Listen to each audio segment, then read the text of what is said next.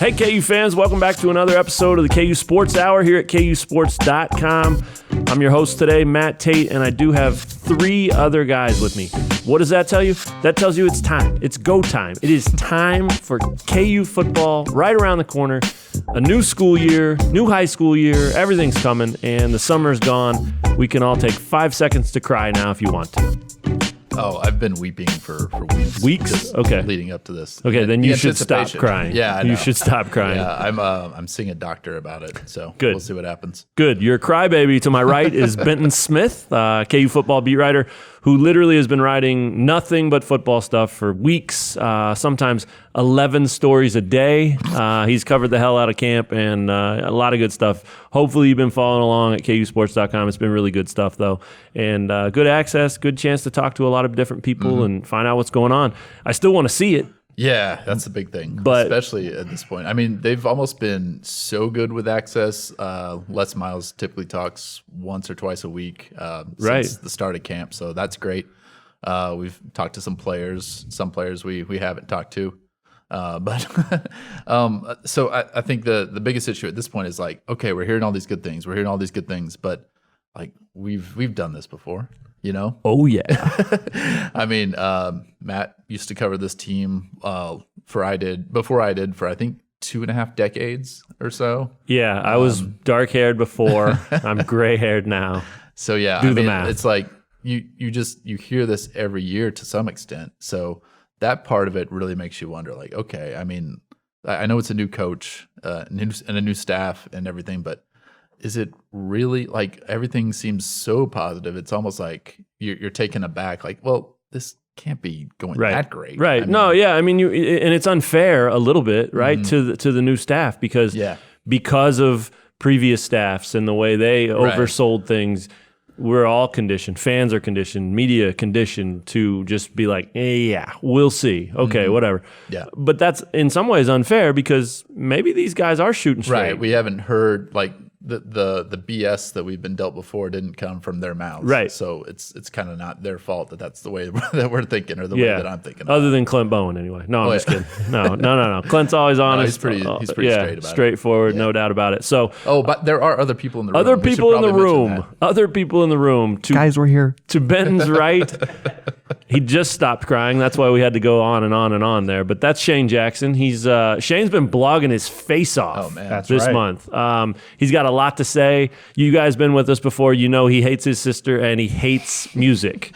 But he loves KU football. He loves football in general. You also know he's a former 8-man football quarterback. Braden might not have known that. Ooh. Braden did not know that. Now he knows. He knows he's covering an 8-man football game next week, so he's very excited. Okay, good stuff. So, Shane, welcome. I think it's important to tell people something. Let's tell them. Well, I'm not crying as much as everybody else here at this table because I'm actually excited to see real football happen. There you go. Because as we talked about this time last year, it's the same stuff at this point every year. There's just so much optimism heading into this year. There's nothing really happening. And you're starting to trick yourself into thinking, wait, can this team win 5-6 games?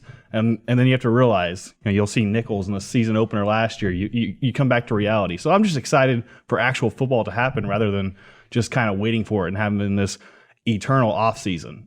Just stories every single day, all these blogs every single day. Yeah, I agree. I mean, it's time, and we're getting close. There's no doubt about it. But it's time to see it, and I don't think there's a person in this town that doesn't agree with that, including the people on the football team and within the program. They're ready too. So that's not abnormal by any means. But yeah, the longer it goes, the more we do, and that's the thing. I mean, at KUsports.com, we have stuff every day, multiple things every day on KU football. So when that's sort of your main, one of your main beats, you're gonna oversaturate it, and it's a good thing because people want to read it. But at some point, when you've written more than anybody out there, like Benton has, or even Shane with his blogs and his face, that's a big deal. Shane, what I was going to tell the people, what you said was very important. I don't want anyone to think it wasn't. But what I was going to tell the people is that we do have new podcasting equipment here at the KU Sports Hour. We're in a new office. You guys might have heard that a couple months ago. But now we have new equipment, and now it really feels like we're home. I have my own microphone, my own headphones. I'm talking right into it. I have this thing with all these buttons to my left. That's the official terminology for that. This thing with all those buttons. It looks fantastic. So Google this thing with all those buttons on your computer or device, and you will see a picture of what we're looking at. And tweet them. I want to see what you find, because I really want to see who finds the one. But no, it's we're trying to make steps towards this thing sounding better, our videos sounding better, looking better. So that was the important stuff, Shane. What you said was fine. I don't even remember what I said now. It's been either. so long. It was a total waste. I never remember anything. Much Shane like says. the off-season content that we keep turning out. There you go. Very nicely done. Brought it back beautifully.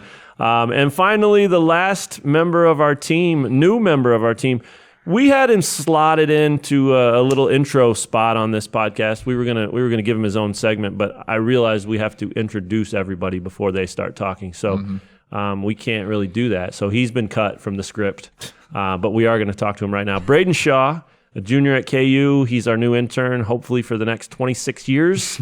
But it'll be somewhere between 1 and 26 is my guess. So Braden, welcome. I'm excited to have you. I know Shane and Benton are as well. And it's going to be fun having you around, contributing to podcasts, blogs, KU stuff, high school stuff. Any initial thoughts and hellos for the good listeners out there? Well, I'll just say I'm excited to be here. I know I've kind of gotten a taste of it these last couple weeks, but I am not crying at all. I'm ready to get everything going and just start with KU football and just everything that comes along with that for sure. Yeah, so you grew up in Shawnee, right? Okay, which isn't far from here at all. How old are you? I'm 21. That's right. Recently turned, right? Yeah, happy birthday. Big one, 21. Wow. Do you guys remember 21? We did not get him anything. Speak for yourself. I bought him a car. Oh my gosh. Really, I have not received that yet. Oh, dang it. Okay, I'll call on that. But no, I mean, 21 years old. What's your? I mean, so 10 years ago was 2009, which was Mark Mangino's last year. 10 years ago, you were 11. Yeah. You know, everybody can do that math, I think. Did you care about KU football when you were 11 and younger? I mean, you know, growing up in the area, did you pay attention? Did it matter to you? Was it on your radar, or was it just like cartoons and cereal and new cars that you're going to get in 21 years? I think I might have been a little past the cartoons and cereal stage at 11. Well, speak for yourself. I'm still not there. But I did not really grow up a KU fan. Okay. I had an idea of kind of Mangino and all that was going along with that in 2009. And I had kind of heard about kind of the Orange Bowl and all that. Right. But I wasn't like super invested in it. 2009 was actually like the beginning of when I really got into sports at all. Oh, okay. And so, I kind of was getting a little bit of everything at once. But yeah, I definitely was aware of it. Yeah, but certainly didn't think you'd be still, you know, covering this. No, I did not. Right. Good. Yeah. So what did bring you to sports journalism at that point? Briefly, we don't have all day. No, for sure. Growing up, my dad was from Nebraska, and he kind of, I guess, exposed me to Nebraska football early on, and so kind of just being around that, and then just I've always loved writing, and just kind of getting involved in that, and kind of merging those two interests together, really kind of sparked my desire for sports journalism, and then all these years later, I'm still doing it. So. Very cool. Yeah, well, we're thrilled to have you here. Is your father a Turner Gill fan? Yes. Yeah, so did he pay attention in 2010 and 11 when Turner Gill was the head coach? He definitely did. Did he cry? Did not cry, but definitely was upset with that whole situation. Yeah. But yeah. Yeah, I mean, Turner Gill, big deal. Yeah. By the way of Nebraska people. Absolutely. I mean, that guy was absolutely a legend. And so anyone that's near here that saw him as a coach here and was a Nebraska fan, that had to be hard. There's no doubt about it. And obviously, if you were a KU fan, that was hard for a whole bunch of different reasons. So anyway, let's start there. Well, no, first we're going to jump over to KU basketball, Benton, because that's what I said. KU basketball? Have you heard of it? I feel like that usually appears somewhere on our website. It is also a 365 days a year thing. Yeah. And obviously the offseason is full of news of different varieties for KU basketball. I mean, some of it's, hey, it's June and Marcus Garrett's ankle's still healing. Read about it. And people do. It's June, and Udoka needs to drop some weight. There you go. Which I think he did. Big time. Based on some photos I've seen on his Instagram. It and looks stuff, like it, yeah. Looks like he's in leaned really up good shape. at least. Yeah. Well, I don't know if the number will be that different in terms That's of true. pounds. Yeah. I speak from experience on that one. But yeah, that definitely was a big deal. And those types of things, people want to track these guys all year. Mm-hmm. Obviously, different camps, who's working out, who's looking good, scrimmages, things like that. But just a week ago, really now, we had legit news, big news, and that was the news that Andrea Hudy, strength coach for 15 years at KU, is leaving to join the Texas Longhorns, and headed to take on a whole new task. She'll be over men's and women's basketball at Texas. They have a women's strength coach who actually is somebody that learned under Hooty and was she was sort of a mentor too. So that'll be a cool experience for her to get a chance to work with him again, and obviously a great experience for him to be able to work with her. And he's primarily in charge of the women's program, so he'll report to her. She'll work with Shaka, and the first thing that kind of came to my mind when I heard this that she was leaving, other than just shock and oh my God, I got to write something and what are we going to figure out here? The first thing that came to my mind was what an absolute gem of a deal for Shaka Smart. Mm-hmm. I mean, this is a guy who has been perpetually on the hot seat since he arrived at Texas, has not really had it going to the point where people expected it to be anyway. Found a way to win some games to keep himself, from real trouble, but certainly, each year he kind of goes into the year needing to have a good year to I guess, keep the faith, right? And now he's starting from a position of power. I mean, he's starting so far ahead of where he's ever started, and that's because he was able to not only hire someone of Hooty's, capabilities, but also to hire her away from the number one target in the conference, and that's Kansas, the juggernaut that is KU. So that really truly was my first thought. I mean, beyond what's KU going to do, and wow, this is crazy, and it's going to be different, and all that. It was what an absolute dream scenario for Shaka Smart and the Texas Longhorns, and it's going to be wild to see how she does, to track her progress down there. I mean, she's got an opportunity to do real good things, because if she gets them going anywhere near what she's done here and helped do here, you want to talk about a major giant emerging. I mean, I think Texas has always been that in all sports, and so she's got an awesome opportunity. Anybody else have any first thoughts when they heard this news? I just thought, that was the biggest shock of it, was that she was going to Texas, right? I mean, I don't think I would have been nearly as blown away if she was, okay, it's the summer and she found a cool opportunity at another, big time program. Ohio State. The Ohio State University, for example. USC. Mm-hmm. You're naming a lot of schools I'm familiar with. North Carolina. Oh, yep. Ooh, that would have hurt. That might have hurt. That would have hurt. Too. Roy steals her. First Roy. Jeez, I didn't mean to do that. Sorry. If I'm you guys, I would rewind this and skip past this. I apologize. I didn't mean to do that. But yeah, your point is. Yeah, I mean that's to me part of what makes this so interesting. Not only just kind of like it kind of came out of nowhere, at least for a lot of people. Sure. I'm sure Bill Self wasn't caught totally off guard because he knows things. I know things. But yeah, just the fact that she's going to Texas for basketball. And I mean, Texas isn't, obviously, it has potential, but it hasn't been a great program in a long time. They haven't had any deep runs since Rick Barnes was there. Right. But they've always had that potential, and it's another tool for them. And it's such a cool city. It's such a great campus.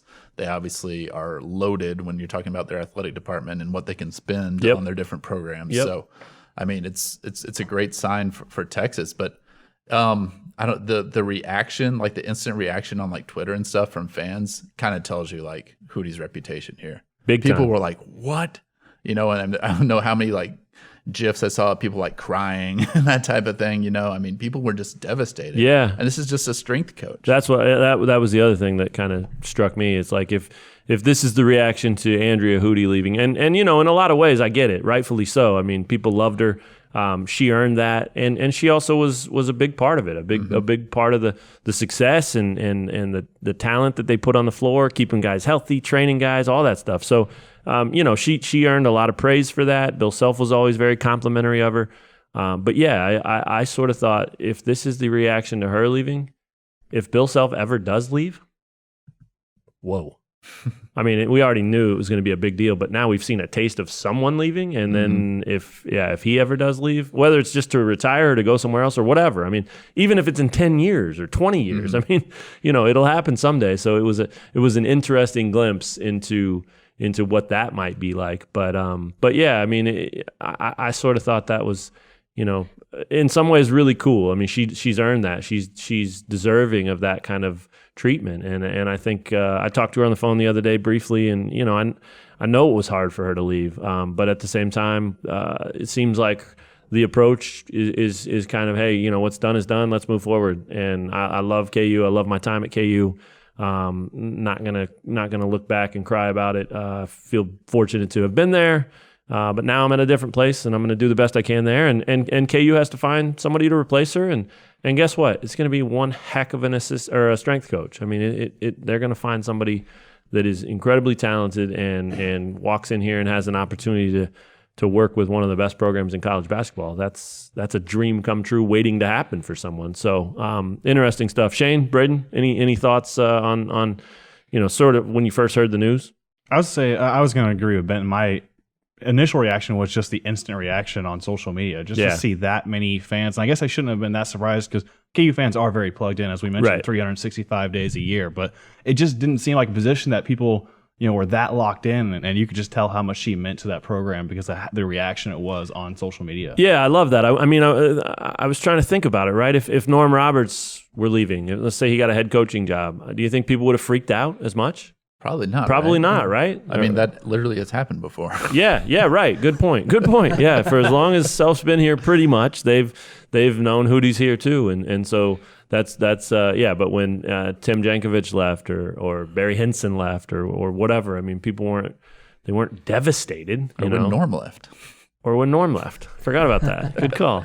Yeah. So forgot about that. Before he came back. Right. Yeah. So I mean, yeah, that does tell you a lot. That's a good look at the big picture magnitude of this thing. And like I said, I think it's deserved. I don't think Kansas fans are wrong for reacting that way. I mean, I did write a blog that basically just spelled out, hey, calm down. They'll find somebody. The list is going to be 10 miles long, and Bill Self's going to make the most of it and hire the right person, whether it's male or female, whoever it is. It doesn't matter. He'll get the right fit for the program, and the program is still the program. I mean, Hooty deserves all the credit she got, but she didn't make Kansas basketball, and so I think that part of it is, or at least should be, pretty comforting to people. I mean, you need someone who's talented in that position, but are there talented people out there? Oh yeah, you bet. And I talked with Jeff Long today actually about just the process and where they're at, and he said they've been getting tons and tons and tons and tons of interest in the job, and that's come from the college ranks, that's come from the NBA. I mean, people of kind of all realms are at least checking in and saying, hey, let me see what this job's all about. So that's good news. Braden, any thoughts? Just the instant reaction was a big one for me, and just also even just college students being that are fans of the program, just really upset about it, and the fact that I think over the years, Bill has credited Hooty just kind of off and on, just being a big part of the program, and even though she's not in the spotlight necessarily, people were aware of her, and it's a big loss. And I think, but again, like you said, I think they'll find a good hire since it is KU basketball. Right. Yeah, I'm excited for the storylines though. I mean, like how cool? How many beat writers in the world get to, when one program faces another program in the same conference, get to write the storyline that says the rematch or the reunion. KU's facing its former strength coach this week. Kansas versus Andrea Hudy in Texas. I mean, that I can't wait for that. It's going to be fun to see her in Austin. It's going to be fun to see her, wherever. Big 12 tournament, Big 12 media day. I mean, all that stuff's, she'll be around, and there's no doubt she'll still be paying attention to Kansas and vice versa. Shane? The real question is, would any of us get the reaction on social media if we left KUsports.com? That's a similar reaction. Maybe Braden. Yeah, I think so. I think. Yeah, I mean, we've really built him up today. Yeah. His dad's a Turner Gill fan.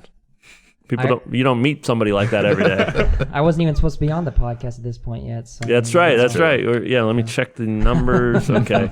But yeah, no, I mean, I think, one thing I'm really excited about is talking to some of these players, these current players. I had a couple players' parents reach out to me and say, what's going on? Why'd she leave? And, I didn't have much to say at that point, but I think that speaks to the Kansas family, right? I mean, these players' parents know that Hooty was a big part of taking care of their kid and not only making sure he's okay and healthy and all that, but also developing him and helping him chase his dreams and things like that. So it's a blow to everybody. There's no doubt about it. But I am interested to see what some of these current guys. We've seen some of the former players on Twitter and stuff, kind of make their thoughts known, and they're shocked and bummed and devastated too. I mean, they probably never thought this day would happen either. But I think the current guys, they don't have time to cry about it. They got to keep working. And in some ways, I wouldn't be surprised if they sort of spend, more time in the weight room because, hey, that's what she would want us to do. That's where we need to be. And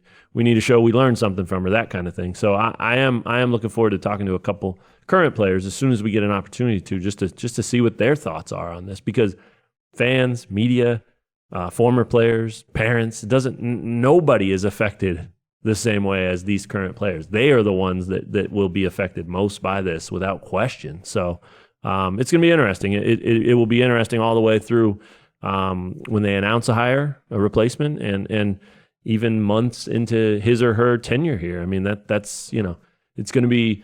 My guess is it'll be pretty similar for at least the first year. You don't come in and overhaul everything and make total changes. But I wouldn't be surprised if after that, they start, hey, I kind of like doing it this way, or I'm going to implement this and just gradually, change it into their own image. But if they hire someone who comes in here and totally changes things, bad move, bad idea, not going to work. Good luck.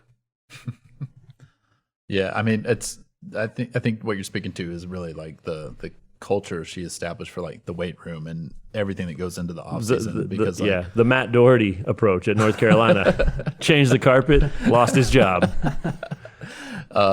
Just quick tangent. When Doherty was the coach at North Carolina, I'm so glad I brought him up. This is gonna be fun. Go. They had some big wins during it. I can't remember if it was the second or third season. But people started painting graffiti on parts of campus that said "Doherty is God," and from that point on, they lost on every Sunday. No for the rest of the way! Yeah, I was not ready for that. No, just dropping knowledge. That's a real thing. That's a real thing. And then he was fired. Did he coach somewhere after that? A year after that, he was fired. Oh, okay. Because it was more about now they could get Roy than he was. Whatever. Sure. So do you think that he personally has won on a Sunday since then? Oh, good question. I'm looking it up. I'm getting it on Sports Reference. Amazing stuff. Yeah, wild. Well, it'll be fun. All right. Well, let's talk a little. Go back to football and talk camp, preseason camp. We're a hop, skip, and a jump from game week now, which is super weird. I mean, camp's almost over. NFL camps are about over. Like I said, it's football season, and there's been plenty to talk about, plenty to write about, plenty to follow with Kansas football and Les Miles, of course. But I think the biggest thing that everybody wants to talk about is the quarterback position. Like many years, we still don't know the answer to who the starting quarterback's going to be. Again, though, like many, it's not fair to say this group's doing it wrong or right because of what we've seen over the last several years. So I just want to talk about the quarterbacks in general. I don't really care if it's the right move or the wrong move for Les Miles not having announced one yet. I mean, who am I or who are any of us to say that he's doing it right or wrong? He's got a national championship ring. I think that we'll find out if he's doing it right or wrong. But what I want to know is who's the quarterback. I mean, I want to know what you guys think about who should be the quarterback. Not necessarily should they have announced it by now. Of course, it'd be great if they had, because we'd have more to write about, but maybe not. I mean, it's still fun to write about battles, right? So, Benton, we'll start with you. You're the beat writer. This is your show. I want to know who the quarterback is. It's your game, and you're in the huddle or on the sideline, and you say, one of these dudes is going to run out there and take that first snap. And spoiler alert, it can't be Dom Williams. It cannot be Dom Williams? No, that's only in overtime games coached by David Beatty. Accidentally. Nice reference to the Nichols loss. Thank you. I owe you that. To me, the biggest thing is I'm just shocked it's still going on at this point, the quarterback competition. Yeah. I never would have thought that. I mean, basically on National Signing Day, when Les Miles had his first press conference where he was talking about 2019 recruits, McVitie had already been on campus, but Les Miles hadn't really spoken about him yet. Right. He basically, in the things that he said, made it clear that he wanted Thomas McVitie to win the job. That's been clear all along, right? I mean, yeah. do you guys agree with that? I think that's nobody's denying that. I mean, and maybe that's the point of alarm here, right? If they haven't announced him yet, is it because of him? Right. And he's not living up to it? That's the natural assumption. That at no point over the 15 spring practices and I think we're about 15-ish through preseason now as well. He still has not done anything to win that job, and it's still him and Carter Stanley. And if you believe Les Kinning, Manny Miles is in that mix too. And I mean, what was it last week that Les Miles just literally named all the quarterbacks? Yeah. He's getting snaps. He's getting snaps. Miles Kendrick is getting snaps. Miles Fallon is getting snaps. Jimmy Fallon is getting snaps. Bryce Tornaden getting snaps. Bryce Tornaden is getting snaps. We're putting Jay Deneen in some specific situations. These are not real things, by the way. No, don't listen to anything we just said. But no, I mean, I think you're right. I think that's the big question. And do you think it's what's your read on it? I mean, is it a shortcoming of McVitie's, or is it a Carter Stanley's impressed them more? I mean, I know you haven't seen it a ton either, but what's your gut tell you? Because the practices are closed, we just know so little. Obviously, we've been able to see everybody throw in brief windows, more so in the spring actually than in August. We only got about 30 minutes ish a couple times in August, but I mean, they're just going through drills. But I don't know. My gut reaction is that nobody has emerged, and I don't know if that's more of a knock on McVitie or more of a credit to Carter Stanley, just because we haven't seen what's transpired during these practices. But it's, to me, if you're a KU football fan, it's kind of concerning that this team apparently does not have a starting quarterback. Yeah, Shane, what do you think about the idea of, and I forget who said it, it was a receiver who said it, I think, but basically, it doesn't matter who throws the ball or who takes the snaps. That was Andrew Parchment. Andrew Parchment, yeah. Okay, yeah. So we basically said, right, it doesn't matter who it is, the car's still going to get to the station or something like that. The ship's still going to get to the planet or something. I don't know what it was, but the idea was it doesn't matter. We've got enough talented players up front, in the backfield and at wide receiver that, we just need a quarterback. Doesn't matter who it is. Do you buy that? Not necessarily. I do think it. I do think it matters because you're talking about timing with a quarterback and a receiver. So I think from that standpoint, it does matter.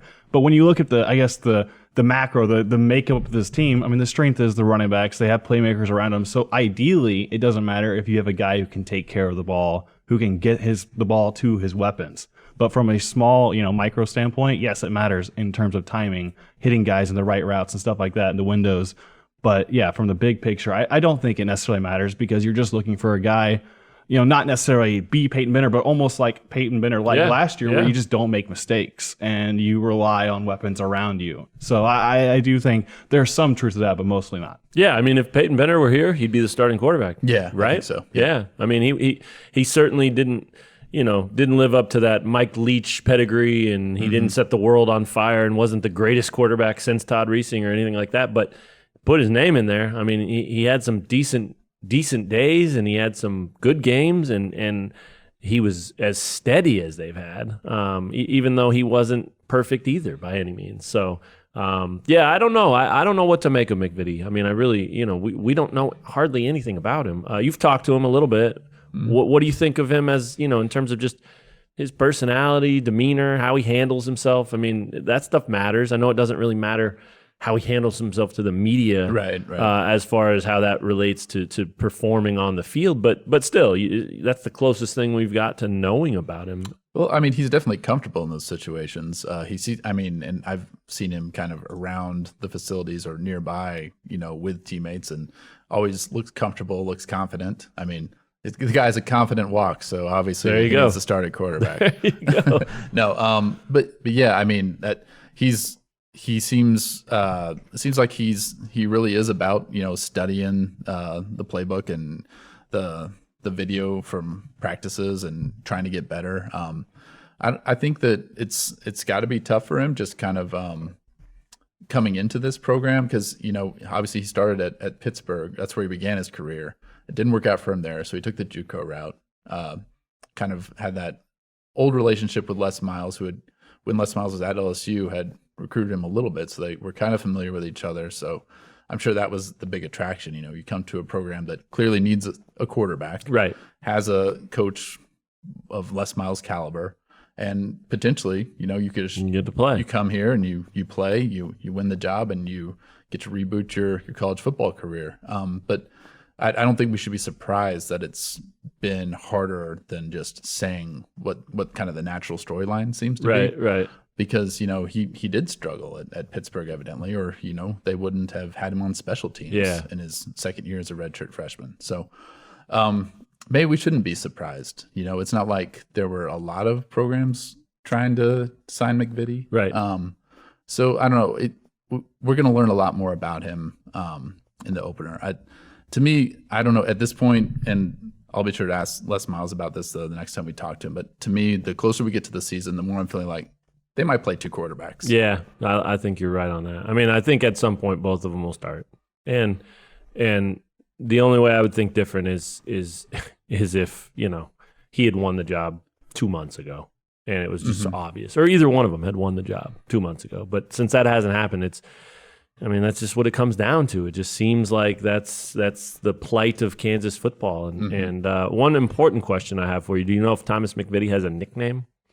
I haven't really. No one ever really calls him by that because usually it just happens naturally. You're talking to players about so many different things, and they'll mention somebody, and then you'll kind of pick up on who they're talking about, or be like, "Oh, who's that you're referencing?" That type of thing. Yeah, so, you haven't heard one? No, I haven't heard one for him. He needs one.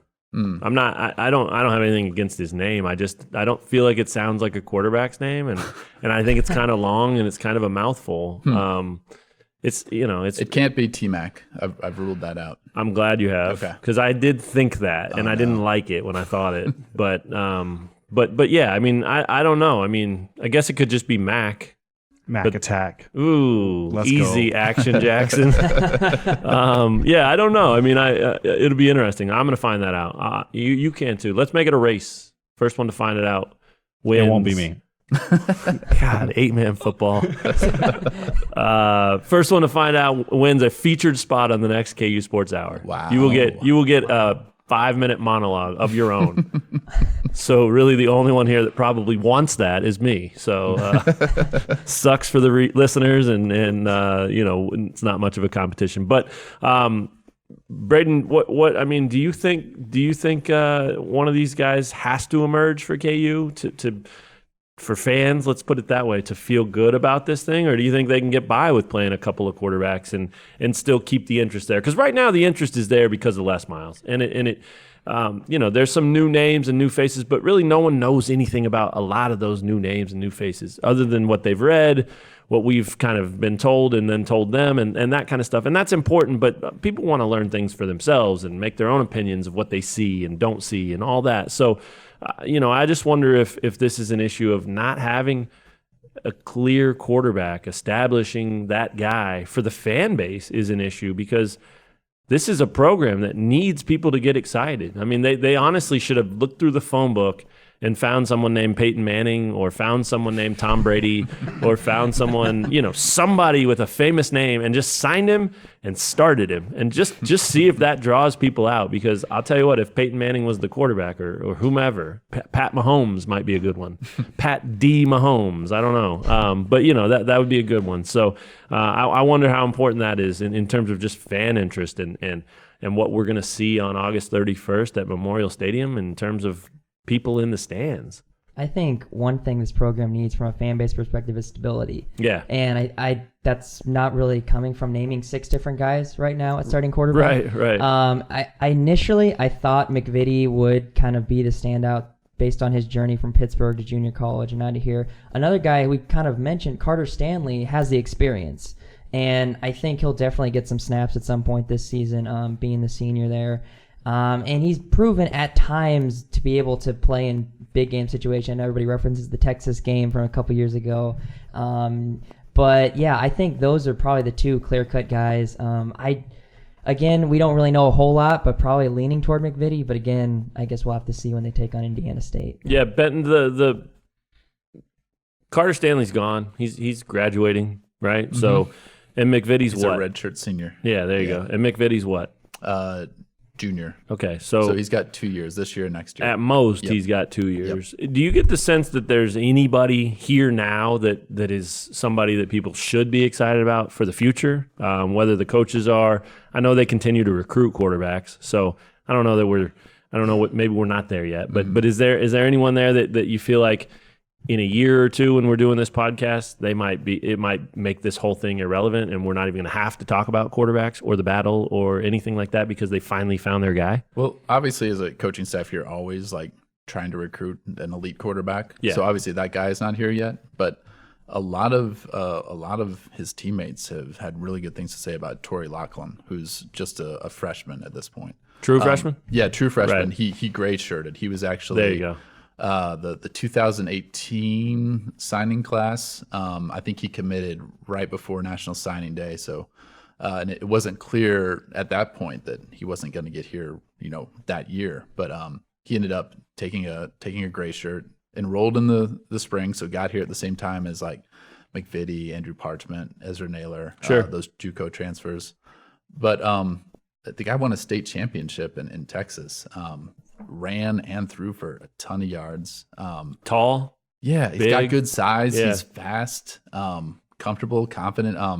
Andrew Parchment told me like he's got some leadership qualities that are already evident. And this is a guy who obviously has not been here very long. Right. And has quarterbacks in his room that are older than him and have played college football before. So I think that's a good sign. And Torrey Lachlan was also the first guy other than McVitie or Stanley that Les Miles ever bothered to mention this camp. Before he just started naming everybody. Right. He brought up Torrey Lachlan and said, he played about 20% of the snaps on this certain day. Did some really good things.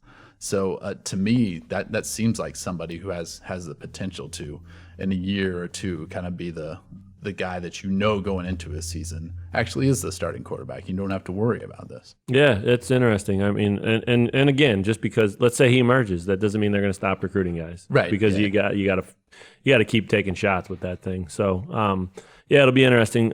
Let's move on from the quarterback position. Well, first off, real quick, go around. Are we going to know before the guy trots out on the field? Do you think they'll announce it, or do you think it'll be the first time Kansas has the ball, we'll find out who their starter is? I think they'll announce it. I don't think it'll be like 2 years ago when like the video board pregame introductions doesn't name a quarterback. So weird. Weird. Could not have been weirder. Yeah, that was so perfect, really. Yeah. So you think they'll announce it? Shane, what do you think? I don't, but that's because I think there's a chance they've already announced it and that they're just sitting on it because KU, as I've mentioned in a couple blogs, is only a 3.5 point favorite over Indiana State. I think they really think that they need to have every advantage they need to have in the season opener. So I think there is a chance McVitie or Stanley has emerged already. Yeah. McVitie was actually named the starting quarterback 11 months ago, and nobody really told anybody. Wow. It's just a super secret. Now that Shane brought it up, I thought we should talk about it. Yeah. But until then, I didn't want to report it. Wow, interesting stuff. Did you? They had their last scrimmage the other night, right? Or last full contact, scrimmage. Yeah. Full tackling. Yeah. So and when was that? What night was that? Let's see. That would have been Tuesday night morning, actually. Tuesday morning. Yeah. Oh, that's right. Okay, right before we talked to him. So there's a chance, right? I mean, there's a chance that was it. That was decision day. What they saw in that last real live look at things was maybe Tuesday night. We talked to Les at about 1 something on Tuesday afternoon. Well, maybe in the coaches meeting that night, they got together and said, all right, we're going to decide this now. Sure. We don't know, but it could be. I mean, that's sort of the natural order of things a lot of times. You know, you want to see 3 full scrimmages or whatever. And so who knows? But you say they will announce it. Shane says no because they maybe already have. That's right. He's deep. He's deep like that. I love it.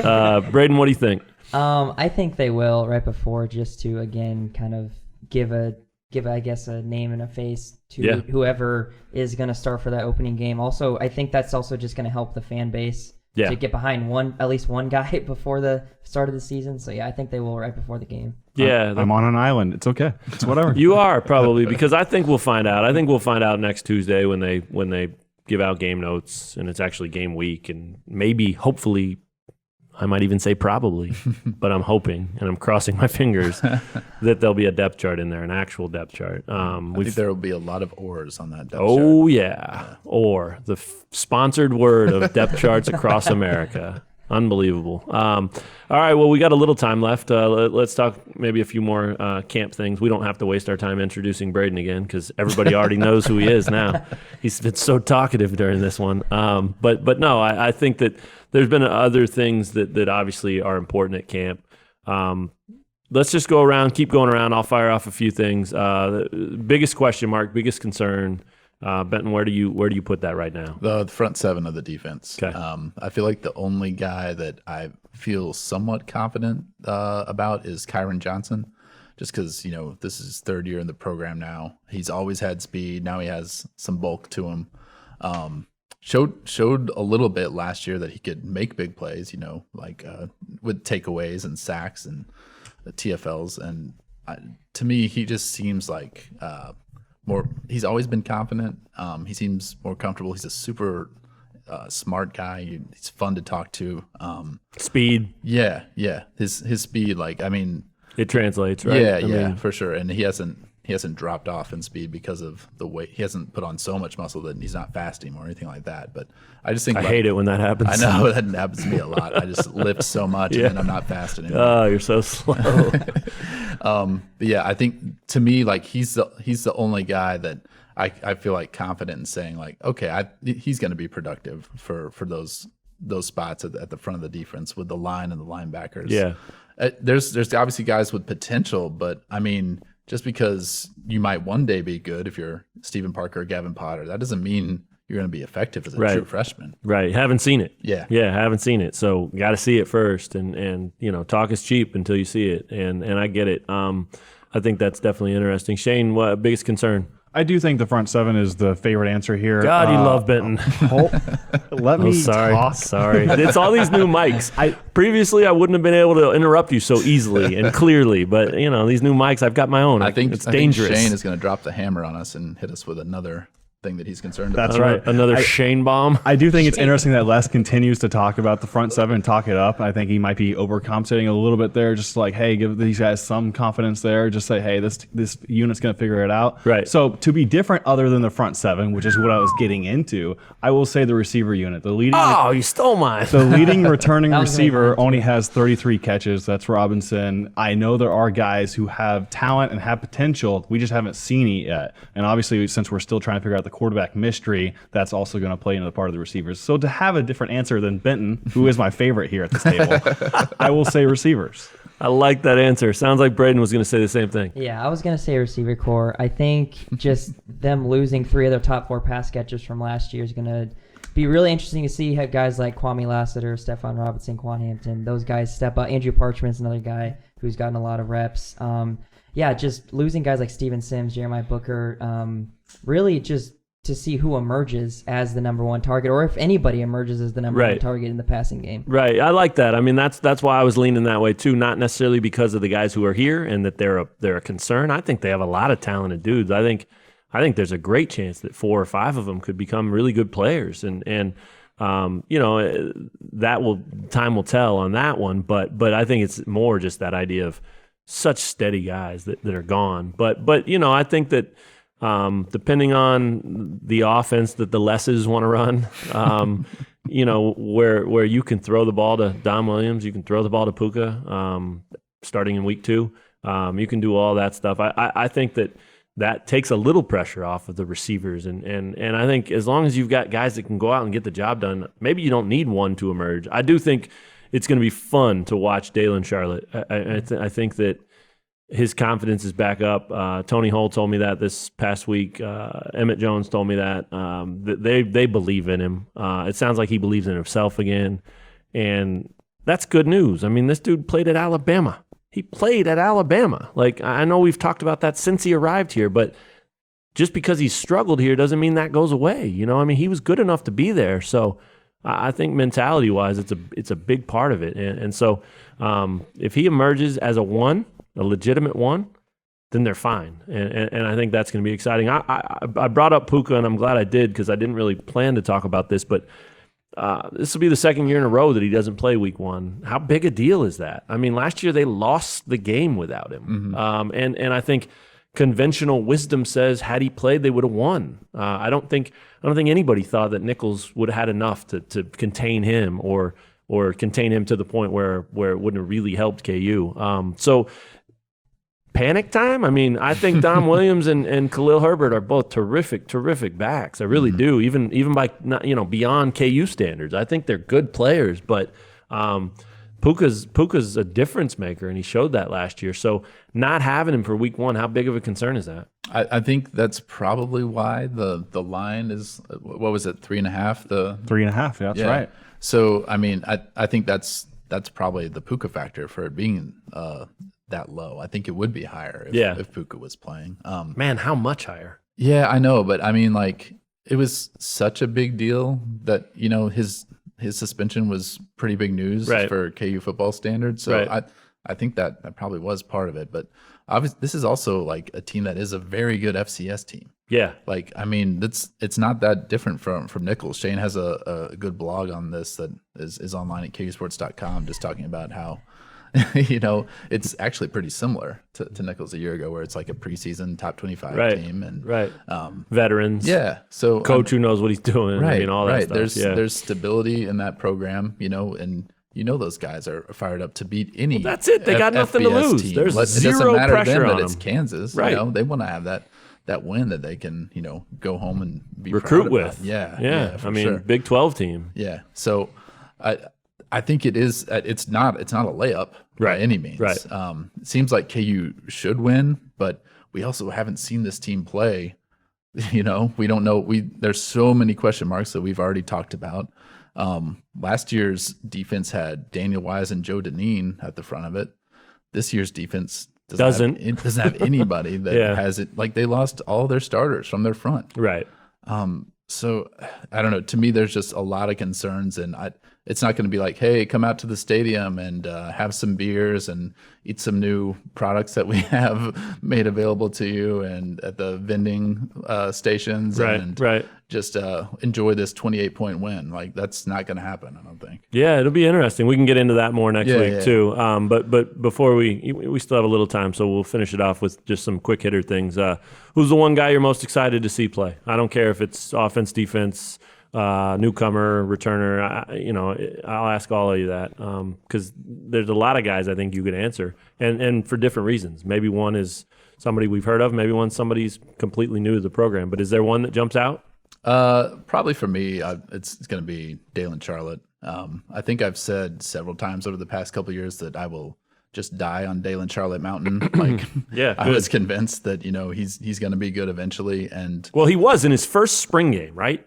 Didn't they just throw him the ball and he just caught balls and he two touchdowns? Some big jump balls, some impressive plays. I mean, I realize there's more to it than just going out there and playing like it's backyard football or whatever, but that sucks for him that he comes in and that's his first impression really, and then he doesn't get on the field, and then his position gets switched, and then he's a special teams guy, and now he's finally back maybe to where he feels like he is comfortable again. I think so, and I think just the fact that I think Emmett Jones is doing a phenomenal job with this group, and I think that he's excited about having Dalen Charlotte, and he's going to get the best out of Dalen Charlotte. There you go. I think that's it. Yeah. Finally, Dalen Charlotte will be the guy that KU fans have assumed he would be eventually.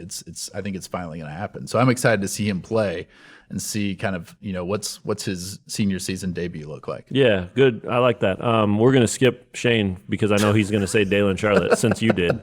So we're going to start with we're going to move on to Braden. We'll come back to Shane just in case. I'll give him a little more time though. Maybe that's what he needs is time. I'm like a head coach over here, making sure I'm empowering my guys, putting them in the right positions, giving them the time. Are you icing the kicker here? Oh, there you go. I like it. Oh, the kicker. He's giving away his answer. Oh, Braden, who are you looking forward to seeing? One guy that we've heard a lot of talk about in fall camp and just at pressers is Azur Kamara. Yeah. I think he's going to have a much bigger role in the defense, especially with guys like Daniel Wise and Joe Dean gone. He better, right? Yeah, at least that's the hope for KU.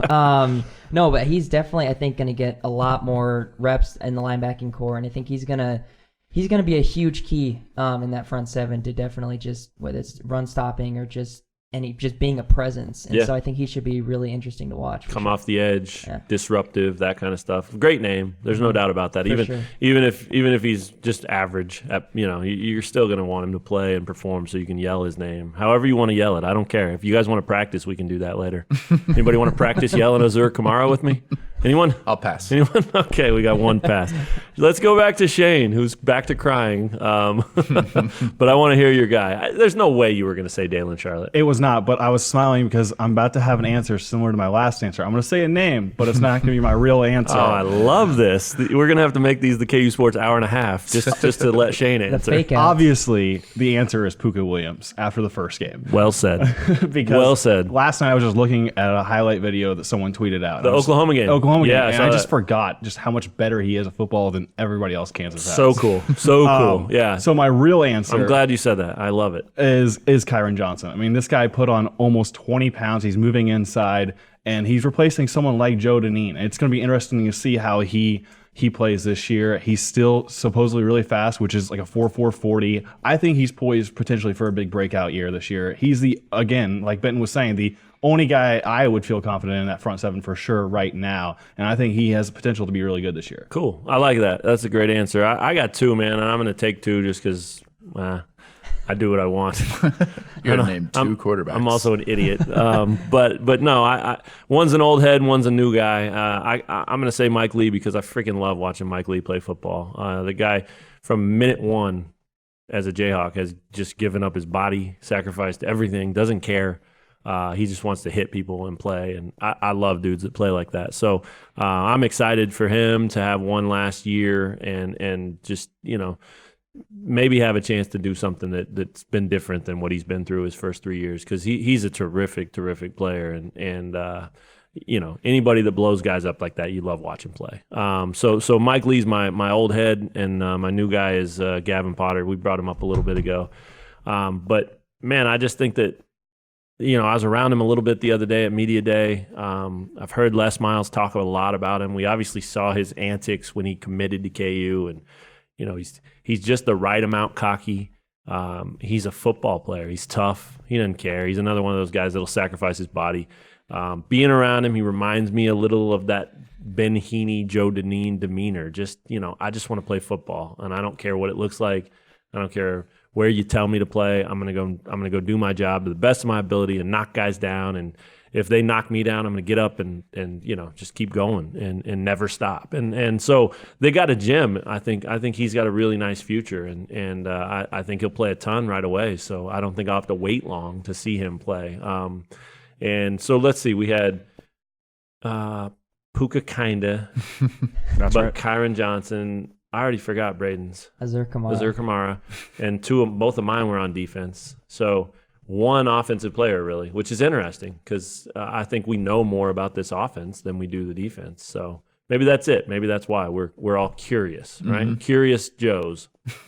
Curious Joes? Isn't that from Dodgeball? Is it? The movie? I don't know. That's Average Joes. Average Joes. Thank you, Braden. Wow. Curious Joes. I combined Cartoon coming back to it. Curious George. That's good stuff. Curious Joe's. Okay. Anyway, sounds like Cheerios if you say it fast enough. There's cereal again. Yep, did it. Full circle. Yeah, so we'll probably get into prediction time and things like that next week as we kind of look forward to the actual game week and the season ahead. But Benton, I want to just finish it up here with talking about just your biggest takeaway from this offseason. I'm working on a column right now that's everybody wants to make this thing about Les Miles, and understandably so. He's the biggest name they've had here in a long, long time. And I get that, but one thing I really like, one thing that being around him a little bit more over the last few weeks especially has shown me is that he's the last guy in the world that wants to make this about Les Miles. He wants to coach these guys up. He wants his assistants to coach these guys up, and I think that's a great place to start a new regime, a new era.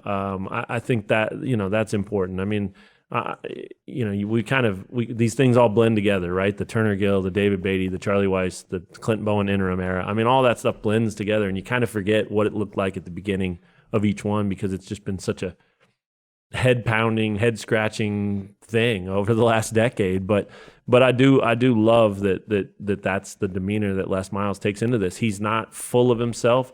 The two things he loves the most right now are that he gets to coach football and he gets to be around his family. And they're all here and they're all around all the time. And if that helps him and that puts him in the place he needs to be the best he can, that's great news for Kansas and good for Jeff Long and the administration for allowing that and making it happen. So to me, that's the biggest sort of takeaway of the offseason is just that this is a national story. KU football is a national story again. Everybody's talking about this massive job, this undertaking that Les Miles has agreed to sign on to, and they're all making it about him, and he's here making it about the kids that he's coaching and his assistants. And I think that's potentially a great foundation for this program to finally start moving in the right direction again. And that's sort of the takeaway that I'm bringing into this next week and game week. That'll be what I remember from this off season the most. And I just want to finish it off going around, where's yours? What are you going to sort of take away from the end of the Beatty era to the beginning of the Les Miles era? To me, I think just like for the veterans on this team, like guys like Hakeem Adeniji, Bryce Tornaden, Khalil Herbert, who've been around and have kind of like heard lines from coaches before in August about, hey, you need to do this. Hey, I like the way you're doing this. We can do big things. That carries weight when it's coming from Les Miles. So I think that's huge for the confidence of a lot of these guys that are going to be playing and have experienced nothing but losing at KU. I think just the fact that you have a different voice and it's one from a guy that has won a national championship, won an SEC championship, is a household name in terms of college football coaches.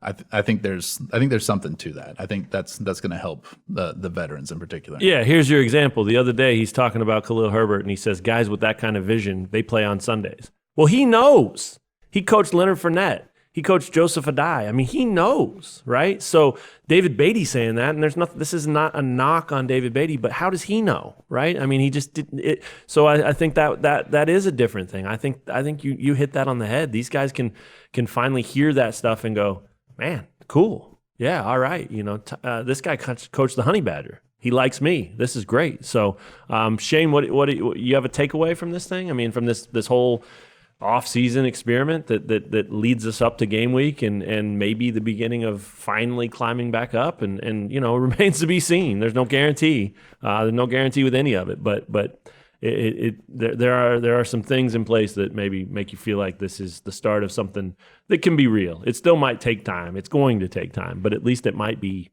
something that can be real progress. Yeah, it's all in relation to obviously Les Miles, who is the story around this program.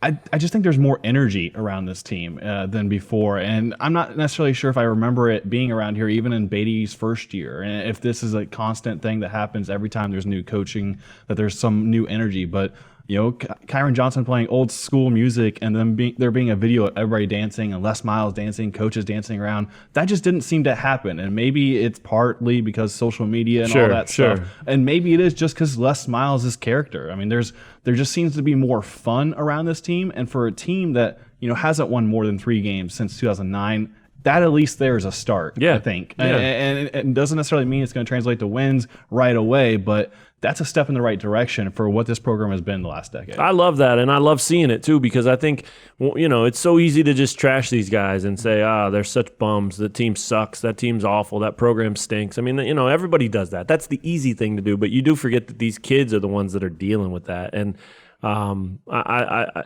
look at Joe Deneen and Daniel Wise and Steven Sims and all those guys, that others, countless others, but those are just recent guys that gave everything they had every week, and just to lose again, and sometimes wasn't even close. But those guys fought, man, and the kids deserve to have fun. Your football experience should be fun. If you can play big time college football in the Big 12 and get a scholarship to do it, and whether it's at a place like Kansas or New Mexico State or Oklahoma and Alabama or whatever, like, you should have fun. It should be fun. So you're right. I mean, at the very least, these guys are starting off with that as sort of the key element to what they do. Every day they show up, they bust their butts, and they have fun. It can only become more fun from here, right? You win, it gets more fun. You win more, even more. So, I think that's a really good point. And I do think part of it might be, the social media influence is much bigger. We're seeing a lot more of that, but still, that counts for something. I mean, maybe it's also being done more. So, terrific answer. You get an A for that. We're going to see if Braden can follow it up. This is really the first tough spot you put Braden in. Mm-hmm. Oh, following Shane. Yes. No, I think this culture change has been huge, and I think it's even past Les Miles. I think this has been a byproduct of us getting more access to them, but I think the assistant coaches and the new guys, Emmett Jones, Quan Drake, Les Canning, I think that a lot of these players have shouted them out in their development over this fall camp, and so whether this results in more wins this season, it obviously remains to be seen, but I think just the players continually pointing to those new assistant coaches that have really just made a huge difference already in this offseason has been a big takeaway for me. I love it. That's your KU Sports Hour. We did a little basketball. We did a little football. We'll keep doing it the rest of the way. It's all on now. It's go time. I mean, August is fast disappearing, sadly. I had a great summer. You guys have a good summer? Absolutely. Good. I got to spend it with you every single day. There you go. Well, that's a terrific answer. I don't even want to hear anymore. We're going to end it right there. KU football, full speed ahead. Coming up next week, we'll have a game preview. Indiana State coming to town, and obviously talk about whatever other news is relevant on KUsports.com between now and then. So thanks for checking out this episode of the KU Sports Hour. Thanks for being such warm, welcoming audience for our new guy, Braden Shaw. Look for his blogs, look for his face, look for his tweets, look for everything. And his Twitter handle, yes, if you need to know it, it is at Braden Shaw for real. BradenShaw 4, the number 4, and then real, REAL. We'll have a whole episode on that sometime. I mean, I have a story and a reasoning behind it, but yeah, we'll get to that one day. Good stuff. Thanks for joining us on the KU Sports Hour. We'll talk to you guys again